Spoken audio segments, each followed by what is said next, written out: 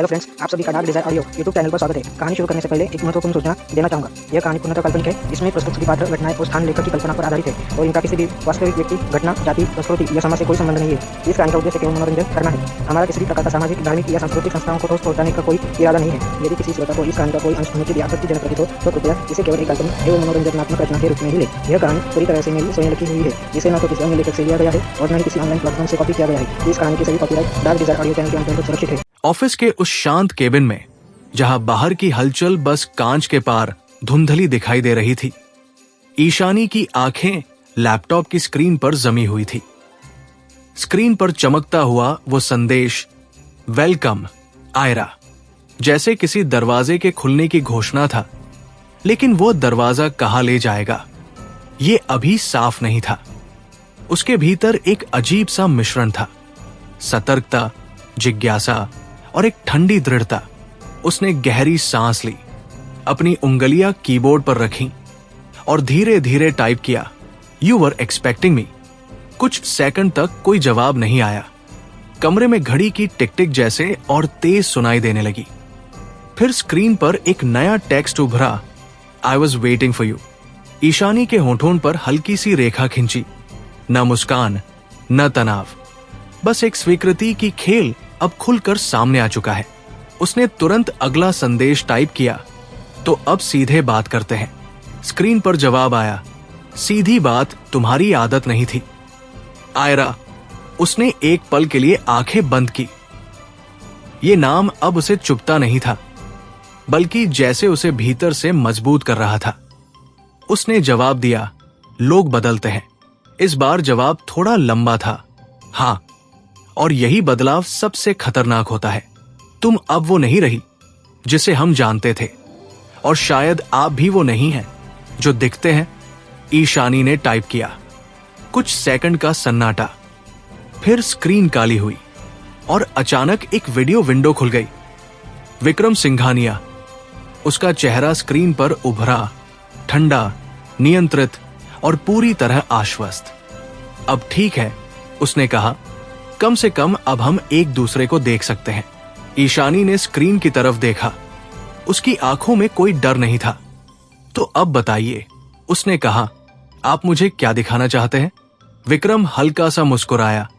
तुम्हें लगता है कि तुम यहां खुद आए हो, लेकिन सच्चाई यह है कि हर कदम जो तुमने उठाया वो हमें यही लाने के लिए था। तो फिर मैं सही जगह पर हूं, ईशानी ने तुरंत कहा। विक्रम की मुस्कान थोड़ी गहरी हो गई। दिलचस्प, उसने कहा, तुम्हें डर नहीं लग रहा? डर तब लगता है जब इंसान अनजान होता है, ईशानी बोली। अब मैं जानती हूं कि मैं क्या कर रही हूं। विक्रम कुछ सेकंड तक उसे देखता रहा, जैसे वो उसकी हर परत को पढ़ने की कोशिश कर रहा हो। तो फिर बताओ, उसने कहा, तुम इस खेल में क्या चाहती हो? ईशानी ने बिना देर किए जवाब दिया, सच। विक्रम हंसा, धीमी ठंडी हंसी। हर कोई यही कहता है, उसने कहा, लेकिन जब सच सामने आता है तो लोग उसे सह नहीं पाते। मैं कोशिश कर लूंगी, ईशानी ने कहा। कमरे में एक पल के लिए सन्नाटा छा गया, जैसे दो खिलाड़ी पहली चाल से पहले एक दूसरे को परख रहे हों। फिर विक्रम थोड़ा आगे झुका। तो ठीक है, उसने कहा, पहली सच्चाई। स्क्रीन पर अचानक कुछ फाइल्स खुली, पुरानी तस्वीरें, डॉक्यूमेंट्स और एक वीडियो क्लिप। ये देखो, विक्रम ने कहा। ईशानी ने ध्यान से देखा। वीडियो में एक पुराना वेयरहाउस था। कुछ लोग खड़े थे और उनमें से एक चेहरा साफ दिखाई दिया, आरव के पिता। उसके दिल की धड़कन एक पल के लिए रुक गई। वीडियो आगे बढ़ा और फिर आदित्य वर्धन, दोनों आमने सामने खड़े थे। कुछ सेकंड तक कोई आवाज नहीं आई। फिर अचानक गोलियों की आवाज। वीडियो कट गया। ईशानी के हाथ हल्के से कांप गए। ये, उसने धीरे से कहा। विक्रम की आवाज आई, ये उस दिन का फुटेज है जब सब कुछ शुरू हुआ था। ईशानी की आंखें स्क्रीन पर जमी रहीं। तो सच ये है, उसने कहा, कि ये सिर्फ बिजनेस राइवलरी नहीं थी। नहीं, विक्रम ने कहा, ये एक युद्ध था और तुम उस युद्ध की विरासत हो। कमरे में सन्नाटा छा गया। ईशानी ने गहरी सांस ली। और आरव? उसने पूछा। विक्रम की आंखों में हल्की चमक आई।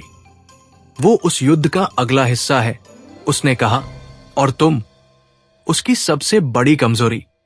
ये शब्द भारी थे, लेकिन इस बार ईशानी ने कोई प्रतिक्रिया नहीं दी। या फिर उसने धीरे से कहा, मैं उसकी सबसे बड़ी ताकत भी बन सकती हूं। विक्रम कुछ सेकंड के लिए चुप हो गया। फिर उसने हल्का सा सिर हिलाया। यही तो देखना है। उधर अपने केबिन में बैठे आरव अब और शांत नहीं रह पा रहे थे। उन्होंने सिक्योरिटी सिस्टम खोला। स्क्रीन पर ईशानी का केबिन दिखाई दिया। वो स्क्रीन के सामने बैठी थी और उसके चेहरे पर एक अजीब सी स्थिरता थी। तुम क्या कर रही हो? उन्होंने धीरे से कहा। उनका दिल उन्हें रोक रहा था, लेकिन उनका दिमाग उन्हें सच जानने के लिए मजबूर कर रहा था। उन्होंने एक कमांड डाली। अब उन्हें उसके सिस्टम का लाइव डेटा दिख रहा था। और तभी उन्होंने देखा विक्रम का कनेक्शन। उनकी आंखों में गुस्सा चमक उठा। तो ये सच है, उन्होंने कहा। लेकिन अगले ही पल उन्होंने खुद को रोका। नहीं, पहले समझना होगा। उधर ईशानी ने स्क्रीन बंद कर दी। कमरे में फिर वही सन्नाटा छा गया, लेकिन इस बार यह सन्नाटा अलग था। उसने धीरे से खुद से कहा, अब मुझे सब समझ आ रहा है। उसकी आंखों में अब कोई उलझन नहीं थी, सिर्फ एक साफ रास्ता था। अगर ये युद्ध है, उसने कहा, तो मैं इसे खत्म करूंगी। उसने लैपटॉप बंद किया और उसी पल दरवाजा खुला। आरव अंदर आए। दोनों की नजरें मिली। इस बार खामोशी अलग थी। ये खामोशी सवालों की नहीं, सच की थी। तुम विक्रम से बात कर रही थी? आरव ने कहा। यह सवाल नहीं था। ईशानी ने सिर हिलाया। हां। कमरे में हवा भारी हो गई। क्यों? आरव ने पूछा। ईशानी कुछ पल चुप रही। फिर उसने धीरे से कहा, क्योंकि अब यह सिर्फ तुम्हारा या मेरा खेल नहीं है, यह सच का खेल है। दोनों एक दूसरे को देखते रहे। ऑफिस के उस केबिन में, जहां कुछ देर पहले तक सिर्फ स्क्रीन की रोशनी और कीबोर्ड की आवाज थी, अब एक और तरह की खामोशी फैल चुकी थी। सीधी, भारी और असहज। दरवाजा बंद होते ही जैसे हवा भी थम गई थी। आरव सामने खड़े थे और ईशानी अपनी जगह पर स्थिर खड़ी थी। दोनों के बीच कोई दूरी नहीं थी, फिर भी एक ऐसी दीवार खड़ी हो चुकी थी जिसे कोई देख नहीं सकता था, लेकिन दोनों महसूस कर रहे थे। तुम विक्रम से बात कर रही थी? आरव ने फिर दोहराया। इस बार उनकी आवाज थोड़ी धीमी थी, लेकिन उसमें छिपा हुआ तनाव साफ था। ईशानी ने उनकी आंखों में देखा। इस बार उसने नजरें नहीं झुकाई, नहीं कोई सफाई देने की कोशिश की। हां, उसने शांत स्वर में कहा। कुछ सेकंड तक दोनों चुप रहे। आरव की उंगलियां धीरे धीरे टेबल पर थपथपाने लगी। एक आदत जो तब उभरती थी जब वो खुद को नियंत्रित करने की कोशिश कर रहे होते थे। तुम जानती हो इसका मतलब क्या है? उन्होंने पूछा। ईशानी ने हल्की सी सांस ली। हां, शायद आपसे ज्यादा। यह जवाब सीधा था और थोड़ा चुभने वाला भी। आरव की आंखों में हल्की सी चमक आई, गुस्से की नहीं, बल्कि सवालों की। तो फिर समझाओ, उन्होंने कहा। तुम आखिर कर क्या रही हो? कमरे में एक पल के लिए सन्नाटा छा गया। ईशानी ने धीरे से टेबल का किनारा पकड़ा, जैसे वो अपने शब्दों को संतुलित कर रही हो। मैं वही कर रही हूं जो मुझे करना चाहिए था, बहुत पहले, उसने कहा। मतलब? आरव ने तुरंत पूछा। मतलब ये कि मैं अब सिर्फ प्रतिक्रियाएं नहीं दूंगी, ईशानी बोली। मैं चाल चलूंगी। उसकी आवाज में अब एक ठंडी स्पष्टता थी। आरव कुछ सेकंड तक उसे देखते रहे, जैसे वो उसके हर शब्द का अर्थ समझने की कोशिश कर रहे हों। और इस चाल में विक्रम भी शामिल है? उन्होंने पूछा। वो पहले से शामिल है, ईशानी ने कहा। मैं सिर्फ अब उसे सामने देख रही हूं। यह जवाब सुनकर आरव ने गहरी सांस ली। तुम्हें लगता है कि वो तुम्हें सच बताएगा? उन्होंने कहा। ईशानी हल्का सा मुस्कुराई, एक ऐसी मुस्कान जिसमें भरोसा नहीं बल्कि समझ थी। नहीं, उसने कहा, लेकिन वो मुझे इतना जरूर दिखाएगा जितना उसे लगता है कि मैं संभाल सकती हूं। और तुम? आरव ने पूछा। तुम क्या संभाल सकती हो? यह सवाल गहरा था। ईशानी कुछ पल चुप रही, फिर बोली, अब तक जितना भी देखा है, उसके बाद शायद बहुत कुछ। कमरे में फिर वही खामोशी लौट आई। आरव ने धीरे से सिर झुका लिया, जैसे वो कुछ सोच रहे हों। तुम बदल गई हो, उन्होंने कहा। ईशानी ने बिना हिचकिचाए जवाब दिया, हां। और ये बदलाव, आरव ने कहा, मुझे समझ नहीं आ रहा। मुझे भी नहीं आया था, ईशानी ने कहा। लेकिन अब ये जरूरी है। दोनों के बीच कुछ सेकंड का सन्नाटा रहा। फिर आरव ने अचानक पूछा, क्या तुम उस पर भरोसा करती हो? यह सवाल सीधा था। ईशानी ने बिना सोचे जवाब दिया, नहीं। आरव थोड़ा चौंके। तो फिर? उन्होंने पूछा। ईशानी ने उनकी आंखों में देखा। मैं खुद पर भरोसा करती हूं। यह जवाब कमरे में गूंज गया। कुछ पल के लिए कोई कुछ नहीं बोला। फिर आरव धीरे धीरे उसके करीब आए। और अगर यह भरोसा गलत निकला? उन्होंने पूछा। ईशानी ने हल्की सी सांस ली। तो कम से कम यह मेरा फैसला होगा, उसने कहा, किसी और का नहीं। यह सुनकर आरव के चेहरे पर एक अजीब सा भाव आया, जैसे वो कुछ कहना चाहते हों, लेकिन शब्द नहीं मिल रहे हों। तुम अकेले नहीं हो, उन्होंने आखिरकार कहा। यह एक ऑफर था, या शायद एक याद दिलाना। ईशानी ने कुछ पल के लिए उनकी तरफ देखा। मुझे पता है, उसने धीरे से कहा, लेकिन इस हिस्से में मुझे अकेले ही जाना होगा। यह लाइन साफ थी। और इस बार आरव ने उसे रोका नहीं। उन्होंने बस इतना कहा, तो फिर कम से कम मुझे अंधेरे में मत रखो। ईशानी ने हल्का सा सिर हिलाया। मैं कोशिश करूंगी, उसने कहा, लेकिन यह वादा नहीं था। उसके बाद दोनों अपने अपने रास्ते पर लौट गए। लेकिन उस बातचीत ने दोनों के भीतर कुछ बदल दिया था। आरव अपने केबिन में वापस आए। उन्होंने दरवाजा बंद किया और कुछ सेकंड तक वही खड़े रहे। फिर उन्होंने धीरे से अपनी मुट्ठी टेबल पर मारी। डैम इट, उनकी आवाज धीमी थी, लेकिन उसमें दबा हुआ गुस्सा साफ था। उन्होंने स्क्रीन खोली, कुछ कमांड्स डाले। अब उनके सामने वही डेटा था, विक्रम का नेटवर्क, उसके कनेक्शंस, और अब ईशानी की एक्टिविटी। अगर तुम खेल रही हो, उन्होंने खुद से कहा, तो मैं भी देखूंगा तुम किस हद तक जाओगी। उनकी आंखों में अब एक ठंडी दृढ़ता थी। उधर ईशानी अपने केबिन में बैठी थी। उसने फिर से लैपटॉप खोला। स्क्रीन पर वही इंटरफेस उभरा। कुछ सेकंड बाद एक नया मैसेज आया, you handle that well. Ishani ने बिना समय गवाए जवाब दिया। तुम सब देख रहे थे, हमेशा, जवाब आया। ईशानी ने हल्की सी मुस्कान दी। तो अब अगला कदम, उसने टाइप किया। कुछ सेकंड का सन्नाटा। फिर स्क्रीन पर एक नई फाइल उभरी। Phase 2 initiated. उसका दिल हल्का सा तेज धड़कने लगा। उसने फाइल खोली। अंदर सिर्फ एक लाइन थी, trust is the next target. Ishani की आंखें सिकुड़ गई। तो अब खेल और गहरा होगा, उसने धीरे से कहा। उसने स्क्रीन बंद कर दी और कुर्सी से उठ खड़ी हुई। उसकी चाल अब पहले से ज्यादा स्थिर थी। शाम होते होते ऑफिस का माहौल थोड़ा शांत हो गया था। लोग धीरे धीरे निकल रहे थे। ईशानी भी बाहर आई, लेकिन इस बार उसकी नजरें सीधे पार्किंग की तरफ नहीं गई। वो रुकी। उसने पीछे मुड़कर ऑफिस बिल्डिंग को देखा। ये अब सिर्फ काम की जगह नहीं है, उसने सोचा, ये युद्ध का मैदान है। उसी समय पीछे से आवाज आई, घर चले। वो मुड़ी। आरव खड़े थे। उनकी आवाज सामान्य थी, जैसे कुछ हुआ ही नहीं। ईशानी ने कुछ सेकंड उन्हें देखा, फिर सिर हिलाया।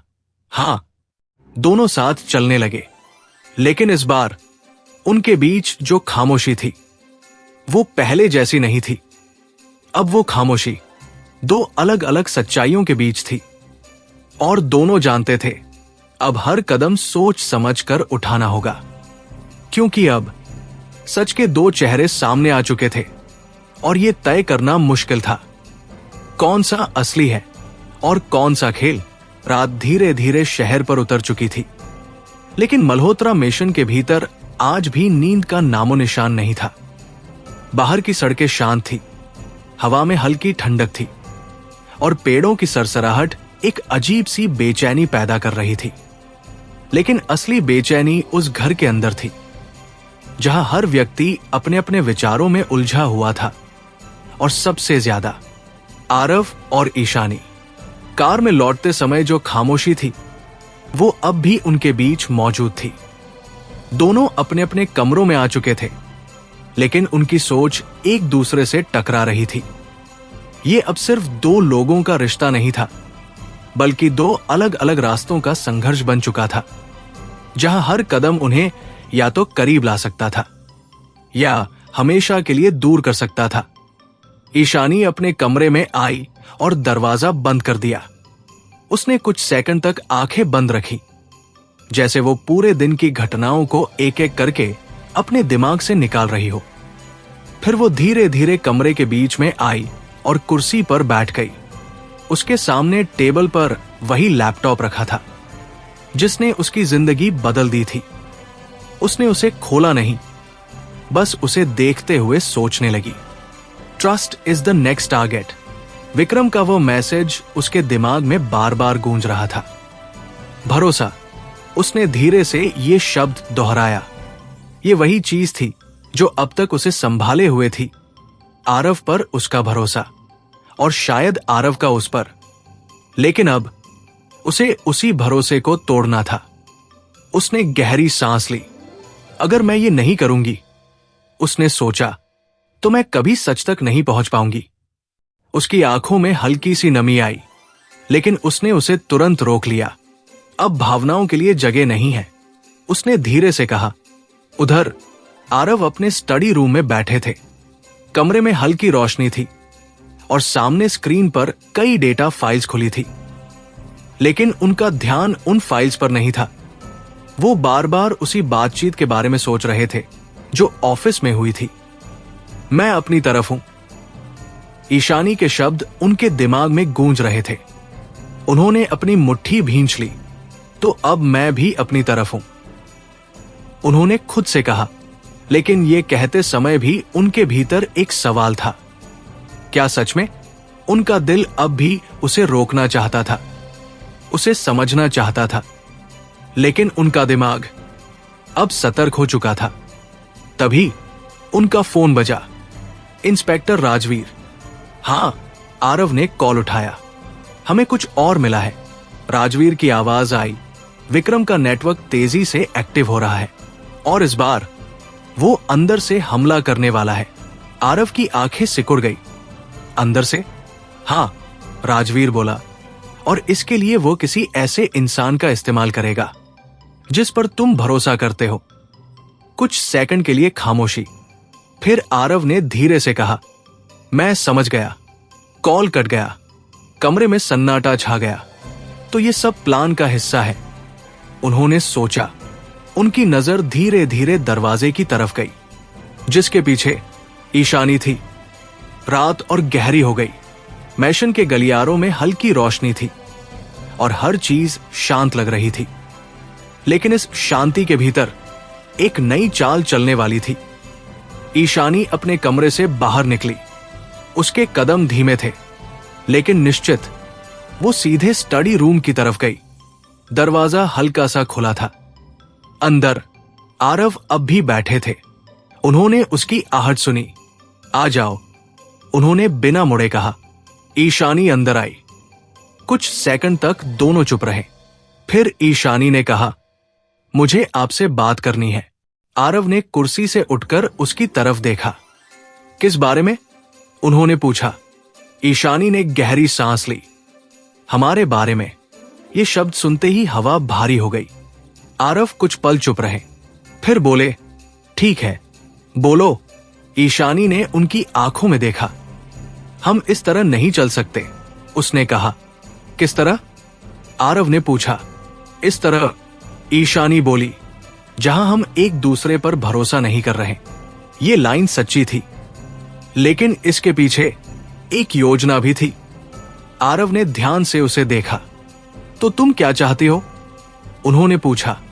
ईशानी ने कुछ सेकंड सोचा, फिर कहा, हमें थोड़ा दूरी चाहिए। ये सुनते ही जैसे समय रुक गया। आरव की आंखों में हल्की सी चमक आई, गुस्से की नहीं, बल्कि दर्द की। दूरी?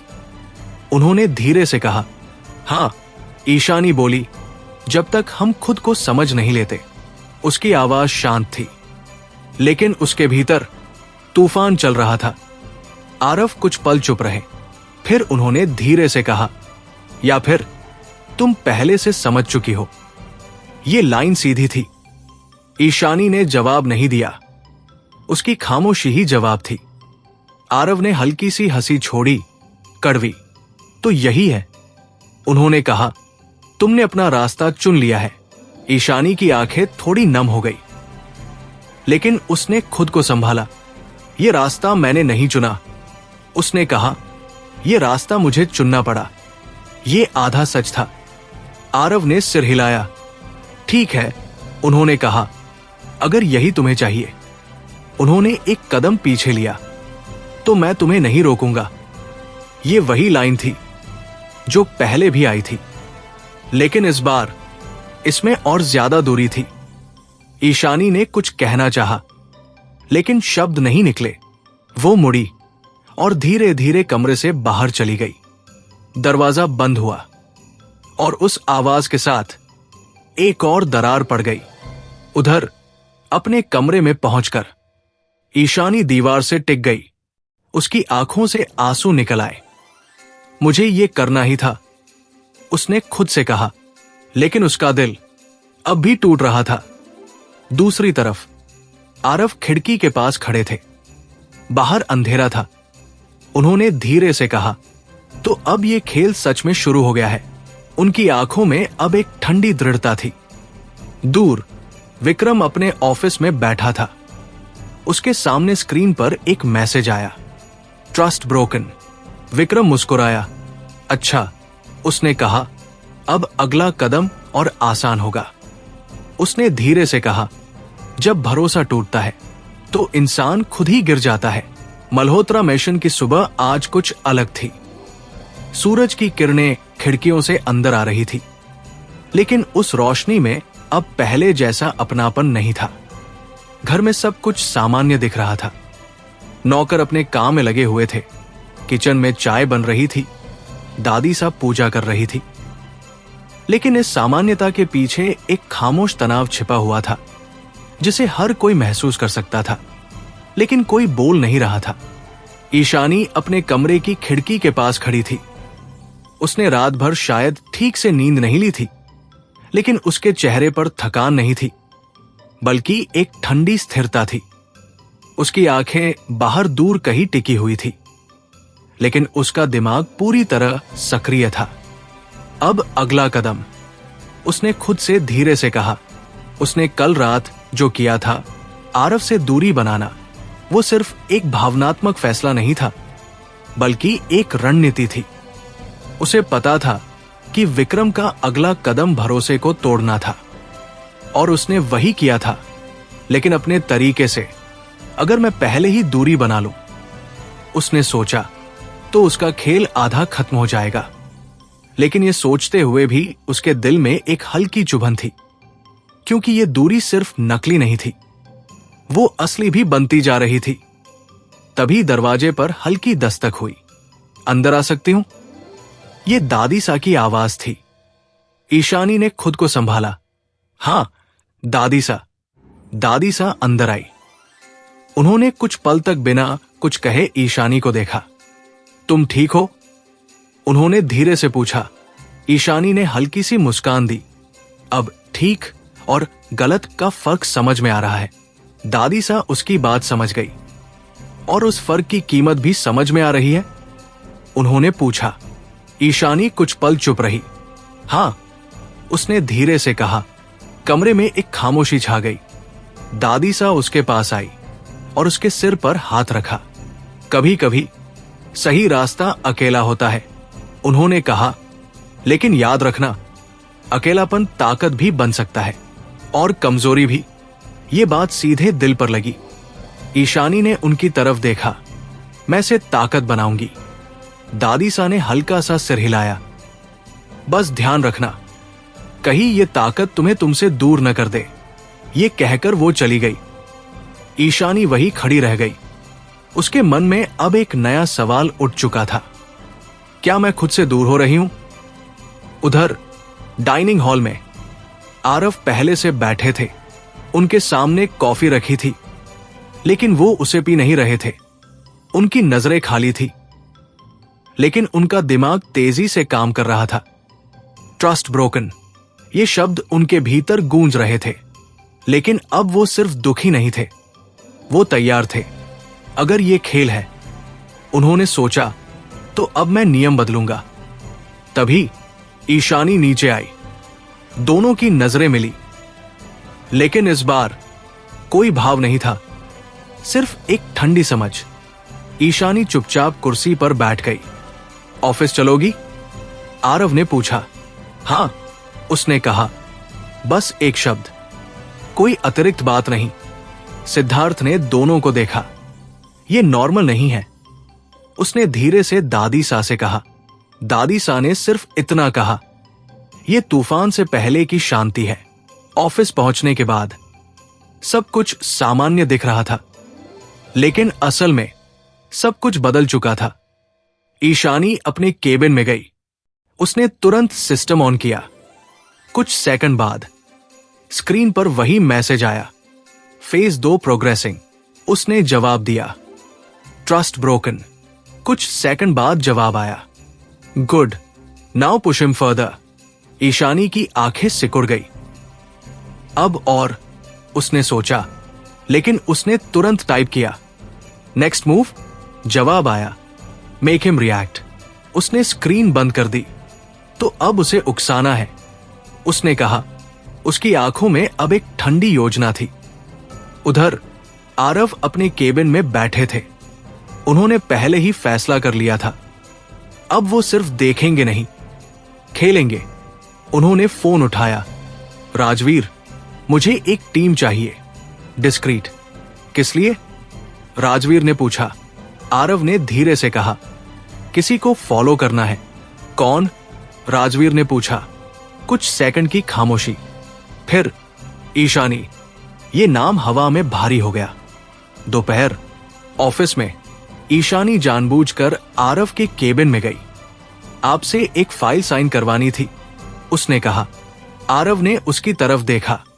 भेज देती कुछ चीजें, सामने बोलना बेहतर होता है, उसने कहा। यह लाइन सीधी थी और जानबूझकर आरव ने फाइल ली। उनकी नजरें उससे हट नहीं रही थी। तुम कुछ कहना चाहते हो? उन्होंने पूछा। ईशानी ने हल्की मुस्कान दी। नहीं, बस काम। लेकिन उसके लहजे में एक दूरी थी, एक ठंडापन जो पहले नहीं था। आरव ने फाइल साइन की, लेकिन उनकी नजरें अब भी उसी पर थी। तुम बदल रही हो, उन्होंने कहा। ईशानी ने जवाब दिया, शायद अब आप देख पा रहे हैं। यह सुनकर कमरे में एक अजीब सा सन्नाटा छा गया। यह वही था जो विक्रम चाहता था, लेकिन ईशानी ये सब जानबूझकर कर रही थी। शाम ऑफिस से निकलते समय ईशानी अकेले बाहर निकली, लेकिन उसे पता नहीं था कि कोई उसे देख रहा है। आरव की टीम और खुद आरव, उनकी आंखों में अब सिर्फ एक सवाल था, तुम सच में क्या खेल रही हो? दूर विक्रम अपने ऑफिस में बैठा था। उसके सामने स्क्रीन पर एक लाइव अपडेट आया, डिस्टेंस इंक्रीजिंग। वो मुस्कुराया। अच्छा, उसने कहा, अब अगला कदम। उसने धीरे से कहा, अब उसे तोड़ना है। शाम का समय था और शहर की सड़कों पर हल्की हल्की रोशनी जगमगाने लगी थी। ऑफिस बिल्डिंग से बाहर निकलते हुए लोगों की भीड़ धीरे धीरे कम हो रही थी। लेकिन मल्होत्रा ग्रुप की पार्किंग में एक अलग ही कहानी शुरू हो चुकी थी। एक ऐसी कहानी जिसमें हर कदम के पीछे एक निगाह थी और हर निगाह के पीछे एक शक। ईशानी धीरे धीरे बाहर निकली। उसके कदम सामान्य थे, चेहरे पर वही संतुलित शांति थी, लेकिन भीतर उसका दिमाग पूरी तरह सक्रिय था। उसे अंदाजा नहीं था कि आज की शाम उसके लिए सिर्फ एक और चाल नहीं, बल्कि एक परीक्षा बनने वाली है। वो अपनी कार की तरफ बढ़ी, लेकिन जैसे ही उसने दरवाजा खोला, उसके भीतर एक हल्की सी बेचैनी उठी। ये कोई साफ डर नहीं था, बल्कि एक एहसास था, जैसे कोई उसे देख रहा हो। उसने एक पल के लिए चारों तरफ नजर दौड़ाई। सब कुछ सामान्य लग रहा था। गार्ड अपनी जगह पर थे, कुछ कर्मचारी अब भी बाहर निकल रहे थे और सड़क पर ट्रैफिक चल रहा था। लेकिन फिर भी कुछ था जो सही नहीं लग रहा था। क्या मैं ओवरथिंक कर रही हूं? उसने खुद से कहा, लेकिन उसके भीतर की सतर्कता अब जाग चुकी थी। वो कार में बैठी, इंजन स्टार्ट किया और धीरे धीरे पार्किंग से बाहर निकल गई। जैसे ही कार मुख्य सड़क पर आई, उसने रियर व्यू मिरर में देखा। एक काली एसयूवी कुछ दूरी पर उसके पीछे आ रही थी। पहले तो उसने इसे इग्नोर किया, लेकिन जैसे जैसे वो आगे बढ़ी, वो एसयूवी भी उसी गति से पीछे बनी रही। उसका दिल थोड़ा तेज धड़कने लगा। ये संयोग नहीं हो सकता। उसने अपनी स्पीड थोड़ा बढ़ाई। एसयूवी ने भी। अब शक यकीन में बदलने लगा। तो ये शुरू हो गया, उसने धीरे से कहा। उसने तुरंत फोन उठाया, लेकिन फिर रुक गई। नहीं, पहले कंफर्म करना होगा। उसने एक मोड़ लिया, एक ऐसा रास्ता जो उसके घर जाने वाले रास्ते से अलग था। एसयूवी ने भी वही मोड़ लिया। अब कोई शक नहीं था, कोई उसका पीछा कर रहा था। उसकी आंखों में अब डर नहीं था, बल्कि एक तेज सतर्कता थी। कौन हो सकता है? उसने सोचा। पहला नाम विक्रम, दूसरा आरव। उसका दिल एक पल के लिए थम गया। क्या आरव? ये संभावना उसे सबसे ज्यादा चुभी, लेकिन उसने खुद को संभाला। जो भी है, मुझे इसे अपने तरीके से हैंडल करना होगा। उसने अचानक ब्रेक लगाया और कार को एक साइड लेन में मोड़ दिया। एसयूवी भी पीछे आई, लेकिन इस बार थोड़ी दूरी पर रुक गई। ईशानी कार से उतरी। उसकी चाल धीमी थी, लेकिन आत्मविश्वास से भरी हुई। एसयूवी का दरवाजा खुला और बाहर निकला एक आदमी, सूट में, साफ सुथरा, लेकिन उसकी चाल में एक प्रोफेशनल ठंडापन था। मैम, उसने कहा, आपको यहां रुकना नहीं चाहिए था। ईशानी की आंखें सिकुड़ गई। तुम कौन हो? उसने सीधा पूछा। आदमी ने एक सेकंड के लिए उसे देखा, फिर कहा, हम आपकी सुरक्षा के लिए हैं। यह जवाब सुनते ही उसके दिमाग में एक क्लिक हुआ। आरव, उसने धीरे से कहा। आदमी ने कुछ नहीं कहा, लेकिन उसकी खामोशी ही जवाब थी। ईशानी के भीतर कुछ टूट गया, लेकिन उसने उसे चेहरे पर नहीं आने दिया। तो अब वो मुझ पर नजर रख रहे हैं, उसने सोचा। उसने आदमी की आंखों में देखा। और अगर मुझे ये सुरक्षा नहीं चाहिए? उसने पूछा। आदमी थोड़ा असहज हुआ। मैम, हमें निर्देश मिले हैं। किससे? ईशानी ने बीच में टोका। आदमी चुप हो गया। ईशानी ने हल्की सी हंसी छोड़ी। समझ गई। उसने बिना कुछ और कहे वापस कार में बैठने का फैसला किया। लेकिन इस बार उसके मन में एक नया तूफान था। उधर मैशन के स्टडी रूम में आरव खड़े थे। उनके सामने स्क्रीन पर लाइव फीड चल रही थी। उन्होंने सब देखा था। ईशानी का रुकना, उसका सामना करना, उसका सवाल पूछना। उनकी मुट्ठियां भींच गई। तो तुम्हें पता चल गया, उन्होंने खुद से कहा। उनकी आंखों में अब एक अजीब सा भाव था, गुस्सा और पछतावा। लेकिन मुझे ये करना पड़ा, उन्होंने धीरे से कहा। तभी उनका फोन बजा। राजवीर, तुम्हारे लोग एक्सपोज हो गए, उसने कहा।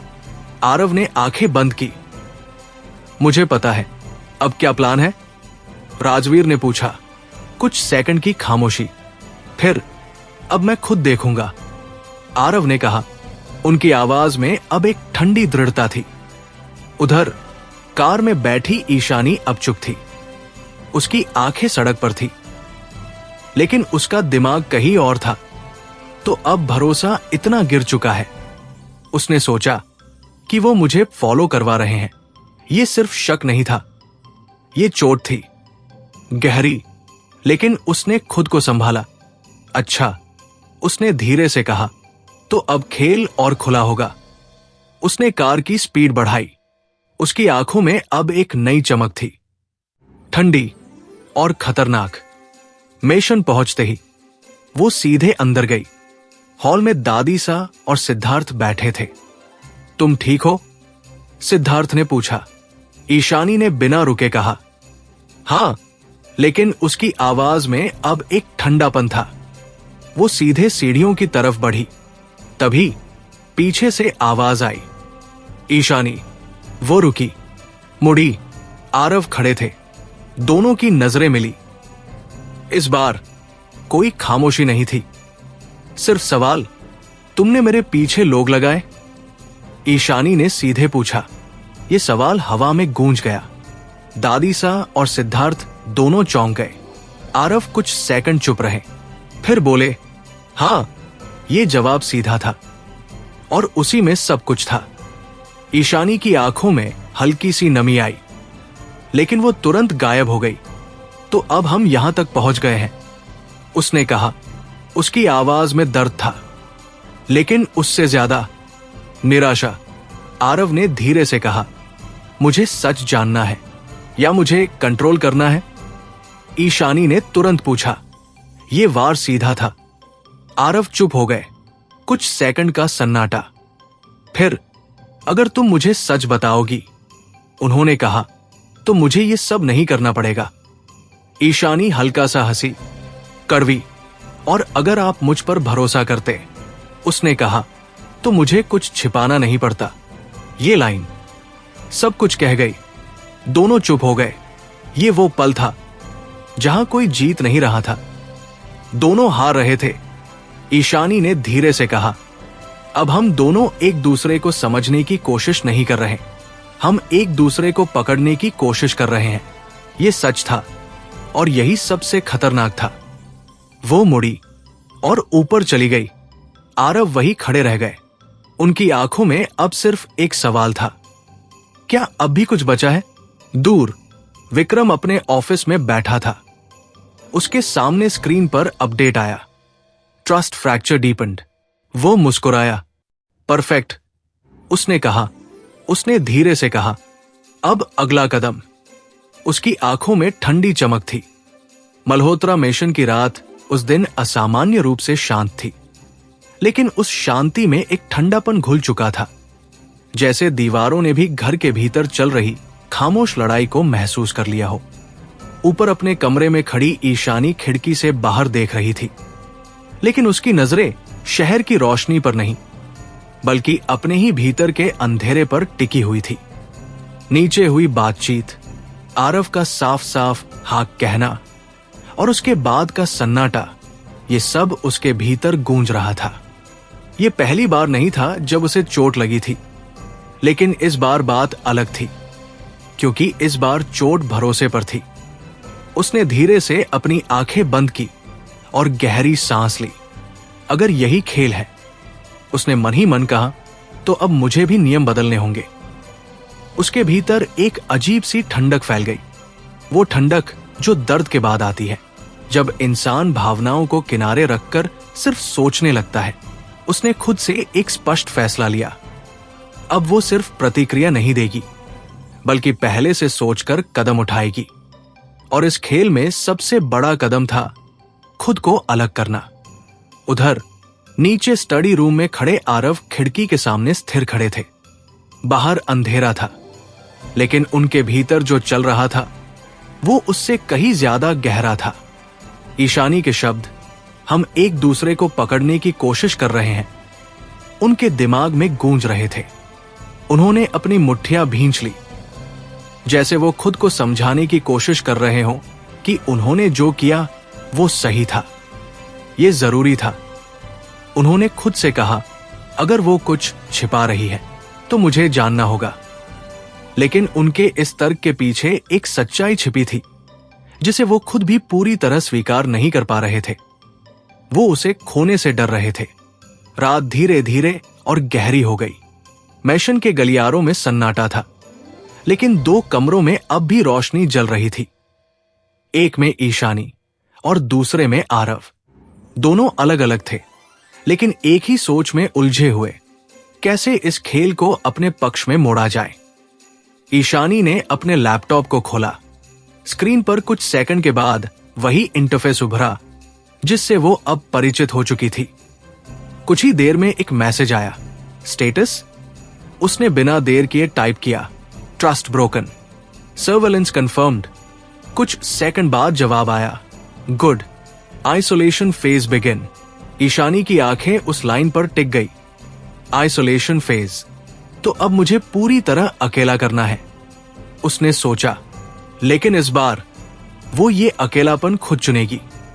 उसने धीरे से टाइप किया, I will handle it. Screen बंद हो गई। उसने लैपटॉप को बंद किया और कुर्सी से उठकर खिड़की के पास आ खड़ी हुई। अगर वो मुझे अलग करना चाहते हैं, उसने सोचा, तो मैं खुद को इतना दूर ले जाऊंगी कि कोई मुझे कंट्रोल ही न कर सके। उसकी आंखों में अब एक साफ योजना थी। अगली सुबह मल्होत्रा मैशन में सब कुछ सामान्य दिख रहा था, लेकिन माहौल अब भी भारी था। डाइनिंग टेबल पर आज भी वही खामोशी थी। बस फर्क इतना था कि अब ये खामोशी स्थायी हो चुकी थी। आरव पहले से बैठे थे और कुछ ही देर में ईशानी भी नीचे आई। दोनों ने एक दूसरे की तरफ देखा, लेकिन इस बार नजरें तुरंत हट गई। आज मुझे बाहर जाना है, ईशानी ने बिना भूमिका के कहा। आरव ने उसकी तरफ देखा, कहा, पर्सनल काम है, उसने शांत स्वर में जवाब दिया। यह जवाब छोटा था, लेकिन इसमें एक दूरी साफ झलक रही थी। किस तरह का काम? आरव ने पूछा। ईशानी ने हल्का सा सिर उठाकर उनकी आंखों में देखा। वही जो आपको बताना जरूरी नहीं है। ये लाइन सीधी थी और जानबूझकर। टेबल पर बैठे सिद्धार्थ ने यह सुनकर नजरें झुका ली। दादी सा ने गहरी सांस ली, लेकिन कुछ नहीं कहा। आरव कुछ पल चुप रहे, फिर उन्होंने बस इतना कहा, ठीक है। लेकिन उनके इस ठीक है में स्वीकृति नहीं थी, बस एक ठंडा स्वीकार था। कुछ देर बाद ईशानी मैशन से बाहर निकली। इस बार उसने पीछे मुड़कर नहीं देखा। उसकी चाल स्थिर थी, उसका मन साफ था। वो अब जानबूझकर दूरी बना रही थी, लेकिन उसे ये नहीं पता था कि इस बार कोई उसका पीछा नहीं कर रहा था, क्योंकि आरव खुद जा रहे थे। कार में बैठते ही आरव ने इंजन स्टार्ट किया। उनकी नजरें सामने सड़क पर थी, लेकिन उनका ध्यान पूरी तरह ईशानी की कार पर था। अगर तुम मुझे दूर रखना चाहती हो, उन्होंने सोचा, तो मुझे और करीब आना होगा। उनकी आंखों में अब सिर्फ शक नहीं था, बल्कि एक जिद थी। उधर ईशानी शहर के एक पुराने हिस्से की तरफ जा रही थी। ये वो जगह थी जहां आमतौर पर वो कभी नहीं जाती। तंग गलियां, पुरानी इमारतें, कम रोशनी और एक अजीब सा सन्नाटा। उसने कार रोकी, बाहर उतरी और धीरे धीरे एक पुरानी बिल्डिंग की तरफ बढ़ी। उसके चेहरे पर अब कोई भाव नहीं था। वो पूरी तरह अपने प्लान में थी। पीछे कुछ दूरी पर आरव ने भी अपनी कार रोकी। उन्होंने दूर से उसे देखा। तुम यहां क्यों आई हो? उन्होंने धीरे से कहा। उनका दिल अब तेजी से धड़क रहा था। ये जगह सामान्य नहीं थी। ईशानी उस बिल्डिंग के अंदर गई, सीढ़ियां चढ़ी और एक पुराने दरवाजे के सामने आकर रुक गई। उसने दरवाजा खटखटाया। कुछ सेकंड बाद दरवाजा खुला। अंदर वही आदमी खड़ा था, वो जिसने उसे पहली बार सच दिखाया था। उसने हल्का सा मुस्कुराकर कहा, तो तुमने अगला कदम उठा लिया। ईशानी ने बिना समय गवाए कहा, अब मुझे पूरा सच चाहिए। उसकी आवाज में कोई झिझक नहीं थी, सिर्फ एक मांग। वो आदमी कुछ पल उसे देखता रहा, फिर साइड में हट गया। तो फिर अंदर आओ। बाहर आरव दरवाजे के सामने खड़े थे। उन्होंने सब देखा था। उनकी आंखों में अब गुस्सा था और डर भी। तो ये सच है, उन्होंने धीरे से कहा। उनकी मुट्ठियां भींच गई। तुम सच में इस खेल में पूरी तरह उतर चुकी हो। अंदर कमरे में हल्की रोशनी थी। दीवारों पर पुराने नक्शे, फाइल्स और कुछ तस्वीरें लगी थी। ईशानी ने चारों तरफ देखा। ये जगह, उसने कहा, तुम्हारे अतीत की शुरुआत। वो आदमी बोला। कमरे में सन्नाटा छा गया। ईशानी ने धीरे से कहा, तो अब सब बताओ। उसकी आंखों में अब सिर्फ एक चीज थी, सच। पुरानी बिल्डिंग के उस कमरे में हल्की पीली रोशनी फैली हुई थी, जो दीवारों पर लगे पुराने नक्शों और तस्वीरों को और भी रहस्यमयी बना रही थी। हवा में एक अजीब सी ठंडक थी, जैसे ये जगह सिर्फ ईंट पत्थर की नहीं, बल्कि यादों और राजों की बनी हो। ईशानी दरवाजे के पास कुछ पल खड़ी रही, फिर धीरे धीरे अंदर बढ़ी। उसके कदमों में अब कोई हिचकिचाहट नहीं थी, बल्कि एक ठोस इरादा था। आज वो सच जाने बिना नहीं जाएगी। कमरे के बीचों बीच एक लकड़ी की टेबल थी, जिस पर कई फाइलें और कुछ पुरानी तस्वीरें फैली हुई थी। वो आदमी, जिसे वो अब तक सिर्फ रहस्य में कहती आई थी, टेबल के पास खड़ा था, जैसे वो पहले से इस पल का इंतजार कर रहा हो। उसने ईशानी की तरफ देखा और हल्की सी मुस्कान दी, लेकिन उसकी आंखों में एक गंभीरता थी। तुम तैयार हो? उसने पूछा। ईशानी ने बिना झिझक जवाब दिया, हां। उसका ये हाँ सिर्फ एक शब्द नहीं था, बल्कि एक निर्णय था, अपने अतीत का सामना करने का। वो आदमी धीरे धीरे टेबल के पास गया और एक पुरानी फाइल उठाई। उसने उसे खोला और कुछ तस्वीरें ईशानी के सामने रख दी। ईशानी ने नीचे देखा। तस्वीरों में एक बड़ा सा बंगला था, उसके सामने खड़े कुछ लोग, और उनमें से एक छोटी सी लड़की। उसका दिल एक पल के लिए रुक गया। ये, उसने धीमे से कहा, तुम हो? वो आदमी बोला, और ये तुम्हारा असली घर है। ईशानी की आंखें तस्वीर पर टिक गई। वो लड़की, उसकी मुस्कान, उसकी आंखें, सब कुछ जाना पहचाना था, लेकिन फिर भी अनजाना। मुझे कुछ याद क्यों नहीं है? उसने पूछा। वो आदमी कुछ पल चुप रहा, फिर बोला, क्योंकि तुम्हें याद रखने नहीं दिया गया। कमरे में सन्नाटा छा गया। मतलब? ईशानी ने उसकी तरफ देखा। वो आदमी धीरे धीरे बोला, जिस रात तुम्हारा परिवार टूटा, उस रात सिर्फ गोलियां नहीं चली थी, यादें भी मिटाई गई थी। ये सुनते ही जैसे ईशानी के भीतर कुछ हिल गया। किसने? उसने तुरंत पूछा। वो आदमी उसकी आंखों में देखते हुए बोला, दोनों ने। दोनों? ईशानी की आवाज कांप गई। तुम्हारे पिता और मल्होत्रा परिवार, उसने कहा। यह सुनते ही जैसे जमीन खिसक गई। नहीं, ईशानी ने धीरे से कहा, यह सच है। वो आदमी बोला, तुम्हारे पिता ने तुम्हें बचाने के लिए तुम्हें छिपाया, और मल्होत्रा परिवार ने यह सुनिश्चित किया कि तुम कभी वापस उस दुनिया में ना आ सको। ईशानी के हाथ धीरे धीरे कांपने लगे। तो मैं सिर्फ खोई नहीं थी, उसने कहा। मुझे जानबूझकर दूर रखा गया। वो आदमी चुपचाप सिर हिलाता रहा। कमरे में फिर सन्नाटा छा गया। ईशानी ने गहरी सांस ली। और आप? उसने पूछा। आप कौन हैं इस सब में? वो आदमी कुछ सेकंड तक चुप रहा, जैसे वो ये फैसला कर रहा हो कि कितना सच बताया जाए। फिर उसने धीरे से कहा, मैं तुम्हारे पिता का आदमी था। ये सुनते ही ईशानी की आंखें फैल गई। था? उसने पूछा। अब नहीं, उसने कहा। अब मैं सिर्फ सच के साथ हूं। उसकी आवाज में एक थकान थी, जैसे उसने बहुत कुछ देखा हो। तो आप मुझे ये सब क्यों बता रहे हैं? ईशानी ने पूछा। वो आदमी हल्का सा मुस्कुराया। क्योंकि अब समय आ गया है कि तुम जानो। तुम कौन हो? बाहर सीढ़ियों के पास खड़े आरव ने सब नहीं सुना था, लेकिन इतना जरूर समझ लिया था कि यह मुलाकात साधारण नहीं थी। उनके भीतर गुस्सा अब धीरे धीरे बढ़ रहा था, लेकिन उसके साथ एक डर भी था। क्या वो ईशानी को खो रहे हैं या पहले ही खो चुके हैं? उन्होंने धीरे से कदम आगे बढ़ाए, लेकिन फिर रुक गए। नहीं, उन्होंने खुद से कहा, पहले समझना होगा। उनकी आंखों में अब सिर्फ शक नहीं था, एक जंग थी, दिल और दिमाग के बीच। अंदर ईशानी अब भी टेबल के सामने खड़ी थी। उसकी नजरें उन तस्वीरों पर थी, लेकिन उसका दिमाग कहीं और था। अगर ये सब सच है, उसने सोचा, तो मैं किसकी हूं? यह सवाल अब उसके भीतर गूंज रहा था।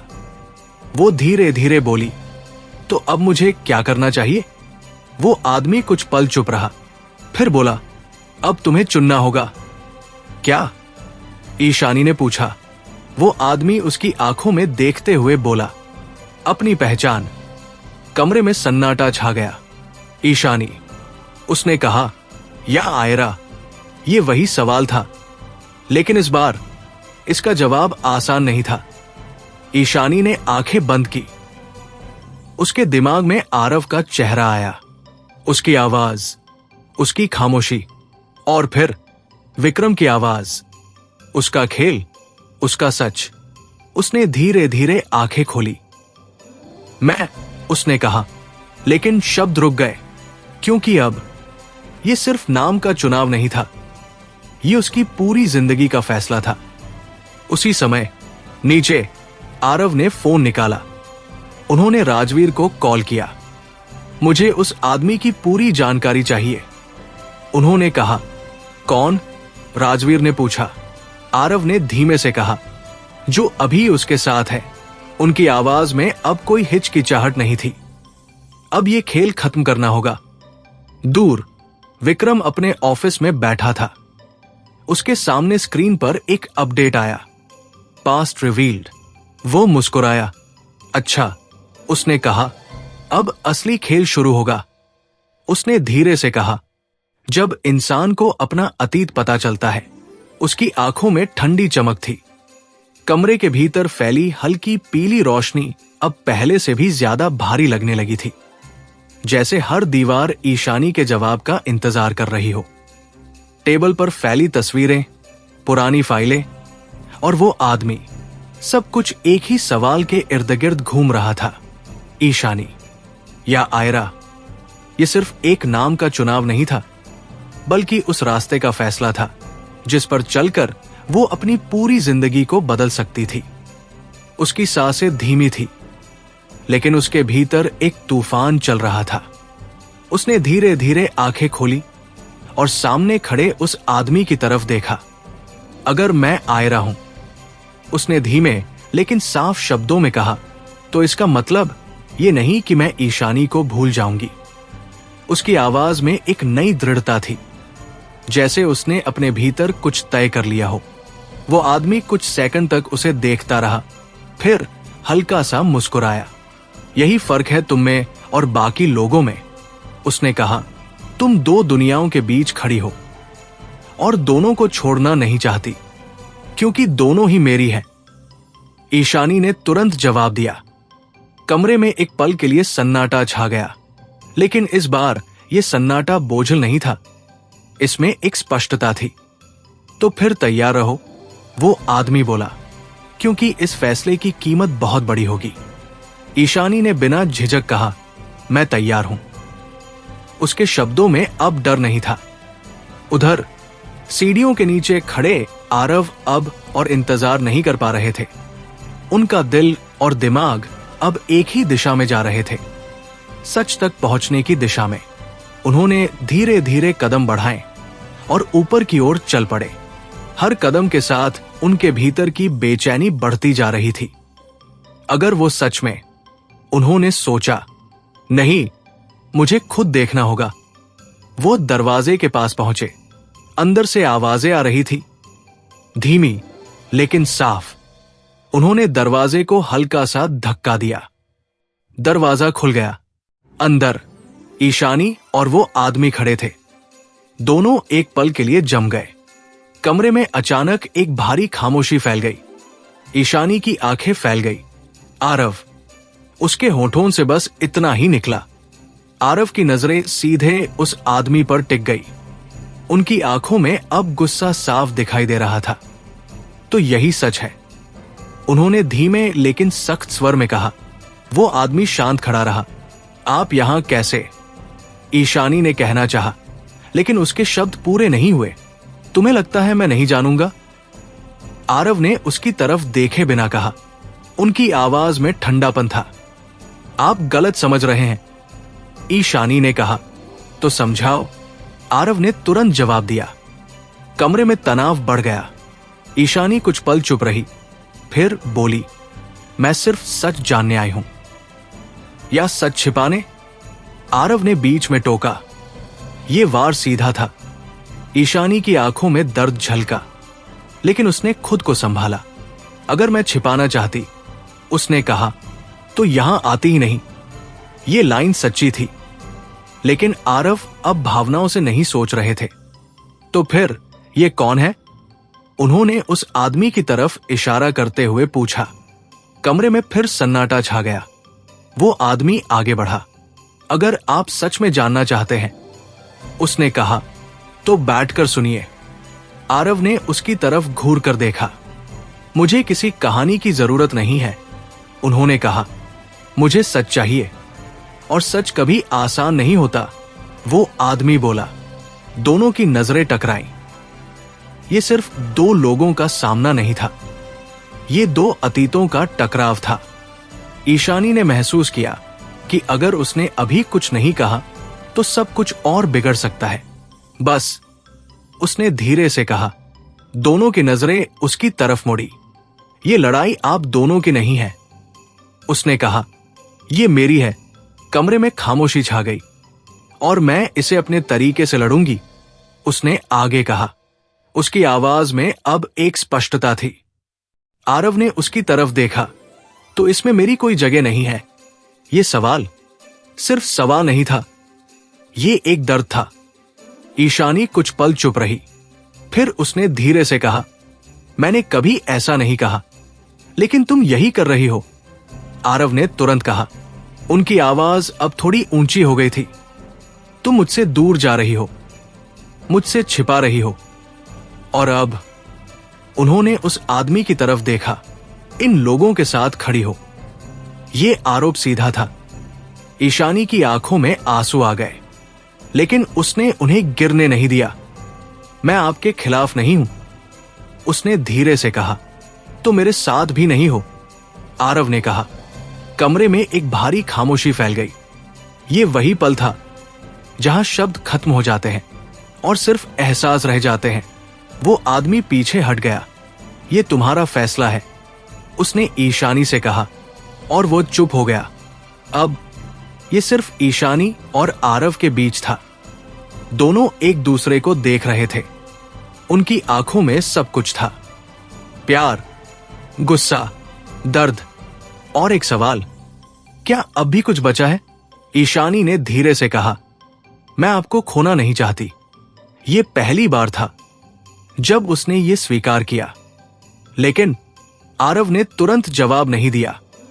उन्होंने कुछ सेकंड उसे देखा, फिर धीरे से कहा, तो मुझे खोने जैसा मत बनाओ। ये लाइन दिल तक पहुंची। ईशानी चुप हो गई। उसके पास कोई जवाब नहीं था, क्योंकि अब ये सिर्फ खेल नहीं था, ये असली था। कुछ पल बाद आरव मुड़े और बिना कुछ कहे कमरे से बाहर चले गए। दरवाजा बंद हुआ और उस आवाज ने सब कुछ और भारी कर दिया। ईशानी वही खड़ी रह गई। उसकी आंखों से अब आंसू गिरने लगे। वो आदमी चुपचाप उसे देखता रहा। अब समझ में आया, उसने धीरे से कहा, इस रास्ते की कीमत क्या होती है? ईशानी ने आंखें बंद कर ली। हां, उसने कहा, और ये अभी शुरू हुआ है। दूर विक्रम अपने ऑफिस में खड़ा था। उसके सामने स्क्रीन पर एक नया अपडेट आया। Emotional fracture confirmed. वो मुस्कुराया। परफेक्ट, उसने कहा। उसने धीरे से कहा, अब अगला कदम। उसकी आंखों में ठंडी चमक थी। पुरानी बिल्डिंग के उस कमरे में अब भी वही हल्की पीली रोशनी थी, लेकिन कुछ बदल चुका था। कुछ मिनट पहले तक जो जगह रहस्यों और सच्चाइयों से भरी हुई लग रही थी, अब वहां एक भारी खामोशी छाई हुई थी। ऐसी खामोशी जो किसी तूफान के गुजर जाने के बाद बचती है। दरवाजा बंद हो चुका था और उसके पीछे आरव जा चुके थे। उनके कदमों की आवाज अब सुनाई नहीं दे रही थी, लेकिन उनका जाना जैसे पूरे कमरे में गूंज रहा था। ईशानी वही खड़ी थी, जैसे उसके पैरों में जान ही न हो। उसकी आंखों से गिरते आंसू अब थम चुके थे, लेकिन उनका असर अब भी उसके चेहरे पर साफ दिखाई दे रहा था। उसने धीरे से अपनी मुट्ठियां भींच ली, जैसे वो खुद को संभालने की कोशिश कर रही हो। ये होना ही था, उसने खुद से कहा, लेकिन उसके भीतर कहीं एक आवाज थी जो इसे मानने को तैयार नहीं थी। वो आदमी कुछ दूरी पर खड़ा था, चुपचाप उसे देख रहा था। उसकी आंखों में अब कोई रहस्य नहीं था, सिर्फ एक समझ थी, जैसे वो पहले से जानता हो कि ये सब होगा। तुमने सही रास्ता चुना है, उसने धीरे से कहा। ईशानी ने उसकी तरफ देखा। उसकी आंखों में थकान थी, लेकिन साथ ही एक जिद भी। अगर ये सही है, उसने कहा, तो इतना मुश्किल क्यों लग रहा है? वो आदमी कुछ पल चुप रहा, फिर बोला, क्योंकि सही रास्ता हमेशा आसान नहीं होता, और जब उसमें दिल शामिल हो तो वो और भी कठिन हो जाता है। ये बात सीधे दिल में लगी। ईशानी ने गहरी सांस ली और खुद को सीधा किया। अब पीछे मुड़ने का कोई मतलब नहीं है, उसने कहा। मुझे आगे बढ़ना ही होगा। उसकी आवाज अब पहले से ज्यादा स्थिर थी। उधर बिल्डिंग के बाहर आरव तेजी से बाहर निकले। उनकी चाल में गुस्सा था और भीतर एक तूफान। उन्होंने कार का दरवाजा जोर से खोला और अंदर बैठ गए। कुछ सेकंड तक उन्होंने इंजन स्टार्ट नहीं किया, बस स्टीयरिंग पर अपनी मुट्ठियां रखे बैठे रहे। डैम इट, उन्होंने धीरे से कहा। उनकी आंखों के सामने बार बार वही दृश्य आ रहा था। ईशानी उस आदमी के साथ, उसका कहना कि ये उसकी लड़ाई है, और फिर उसका मैं आपको खोना नहीं चाहती। उनकी सांसें भारी हो गई। तो फिर ऐसा क्यों कर रही हो?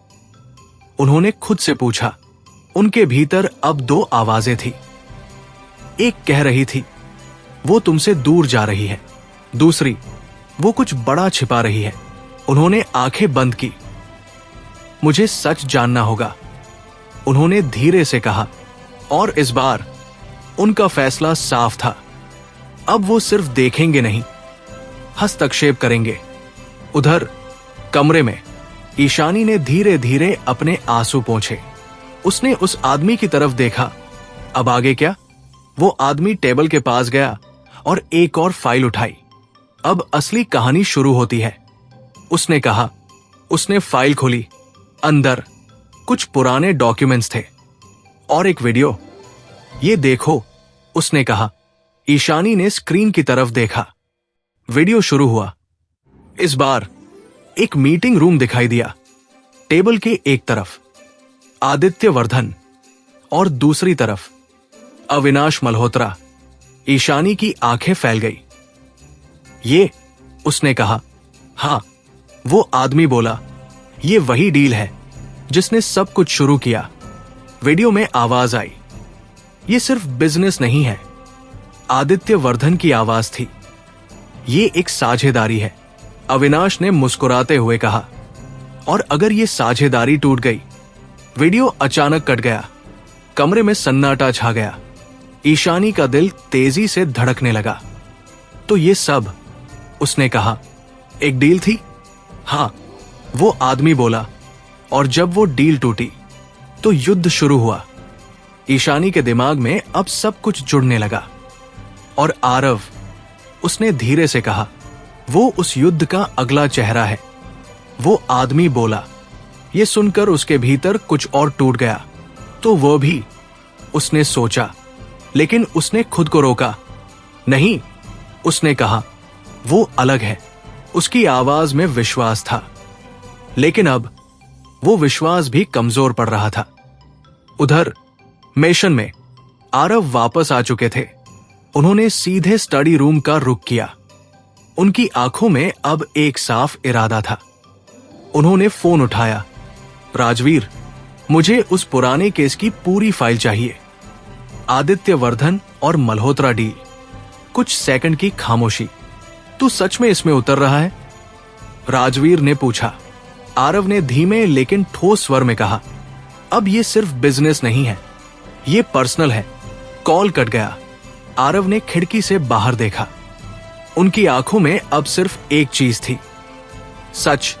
उधर ईशानी अब भी उस वीडियो के सामने खड़ी थी। उसके दिमाग में सब कुछ घूम रहा था।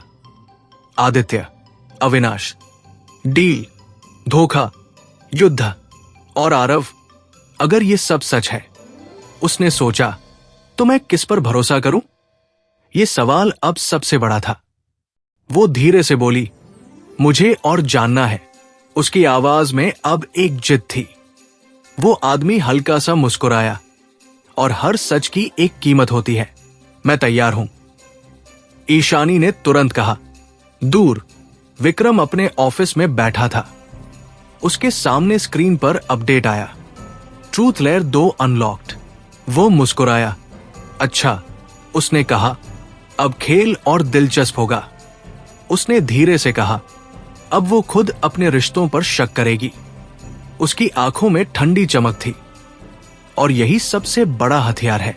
पुरानी बिल्डिंग के उस कमरे में हवा अब पहले से भी ज्यादा भारी लग रही थी, जैसे हर सच के साथ ऑक्सीजन कम होती जा रही हो। ईशानी वही खड़ी थी, लेकिन अब उसकी आंखों में पहले जैसी स्पष्टता नहीं थी। उसकी जगह एक नया एहसास उभर आया था, शक। ये वही शक था जो धीरे धीरे अंदर पनपता है और फिर हर रिश्ते को खा जाता है। टेबल पर रखी फाइलें और स्क्रीन पर चलती जानकारी अब सिर्फ डेटा नहीं रह गई थी, बल्कि ऐसे हथियार बन चुकी थी जो उसके अपने ही विश्वास पर वार कर रहे थे। उसने धीरे से अपनी उंगलियां टेबल पर रखीं और गहरी सांस ली। अगर ये सब सच है, उसने खुद से कहा, तो फिर क्या मैं अब तक झूठ में जी रही थी? उसके दिमाग में एक एक करके सारे चेहरे घूमने लगे।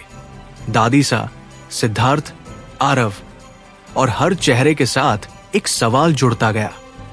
क्या उन्होंने भी कुछ छिपाया? ये सवाल अब उसके भीतर जड़ पकड़ चुका था। वो आदमी उसे ध्यान से देख रहा था। उसने महसूस कर लिया था कि अब खेल अपने अगले स्तर पर पहुंच चुका है। यही होता है, उसने धीरे से कहा, जब इंसान सच के करीब पहुंचता है। ईशानी ने उसकी तरफ देखा। क्या? वो हर चीज पर शक करने लगता है, उसने जवाब दिया।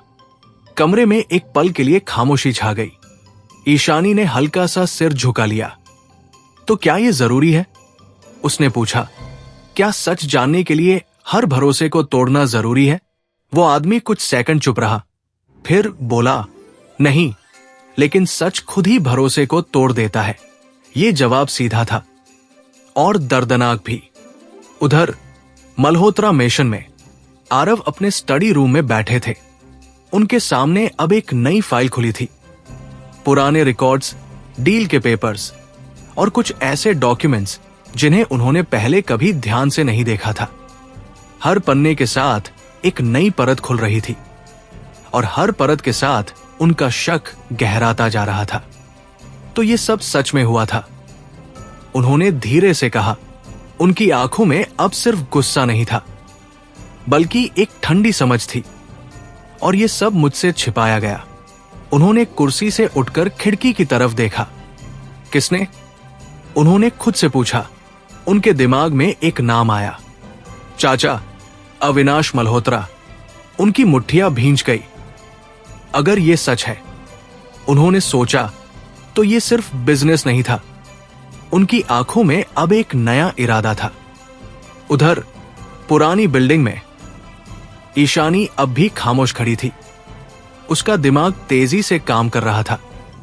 अगर अविनाश इसमें शामिल थे, उसने सोचा, तो क्या दादीसा को पता था? ये सवाल उसे अंदर से हिला गया। और अगर उन्हें पता था, तो उन्होंने मुझे क्यों नहीं बताया? उसकी सांसें भारी हो गई। अब शक सिर्फ बाहर नहीं था, वो घर के अंदर भी पहुंच चुका था। मुझे वापस जाना होगा, उसने अचानक कहा। वो आदमी थोड़ा चौंका। अभी?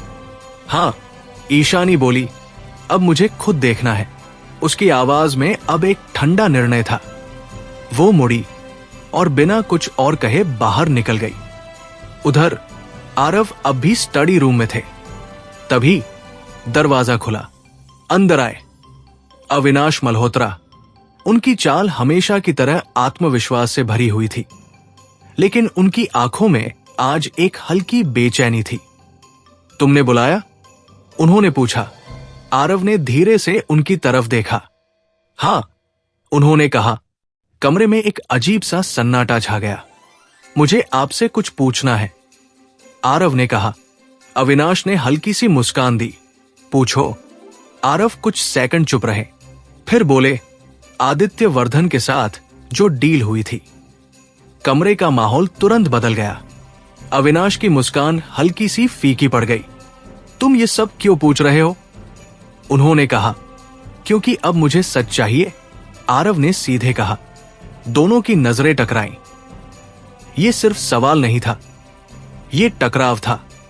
अविनाश ने कुछ पल चुप रहकर कहा, कुछ सच्चाइयां जानना जरूरी नहीं होता, लेकिन छिपाना गलत होता है, आरव ने तुरंत कहा। कमरे में सन्नाटा छा गया। अविनाश ने धीरे से कहा, यह सब तुम्हारी समझ से बाहर है, तो मुझे समझाइए, आरव ने कहा। उनकी आवाज में अब कोई हिचकिचाहट नहीं थी। अविनाश ने गहरी सांस ली। वो डील, उन्होंने कहा, जरूरी थी। किसके लिए? आरव ने पूछा। परिवार के लिए, अविनाश ने जवाब दिया। या आपकी लालच के लिए? आरव ने सीधे कहा। यह वार सीधा था। अविनाश की आंखों में अब गुस्सा उभर आया। तुम हद पार कर रहे हो, उन्होंने कहा। और आपने? आरव ने कहा। आपने क्या किया था? कमरे में अब तनाव चरम पर था।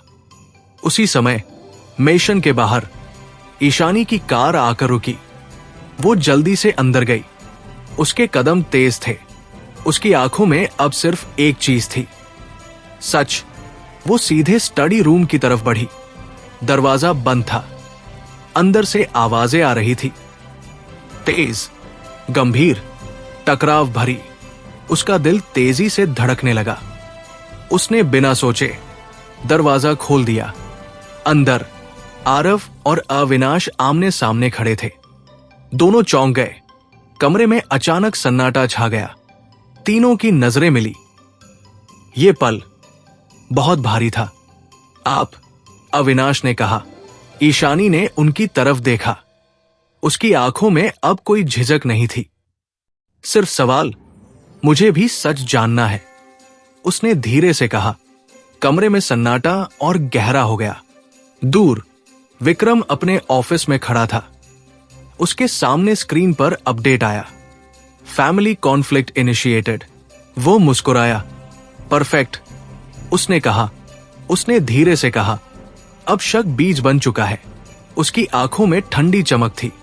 तो दोस्तों, यह था आज का एपिसोड। आशा करता हूँ कि आपको हमारी कहानी पसंद आई होगी। यदि आपको हमारी यह कहानी अच्छी लग रही है और आप आगे के नए एपिसोड सुनना चाहते हैं, तो हमारे चैनल को सब्सक्राइब करें और बेल आइकन दबाकर ऑल विकल्प पर क्लिक करें, ताकि आपको हमारे नए अपलोड किए गए एपिसोड की नोटिफिकेशन मिलती रहे। इस वीडियो को लाइक करना न भूलें और इसे अपने परिवार और दोस्तों के साथ जरूर शेयर करें। धन्यवाद।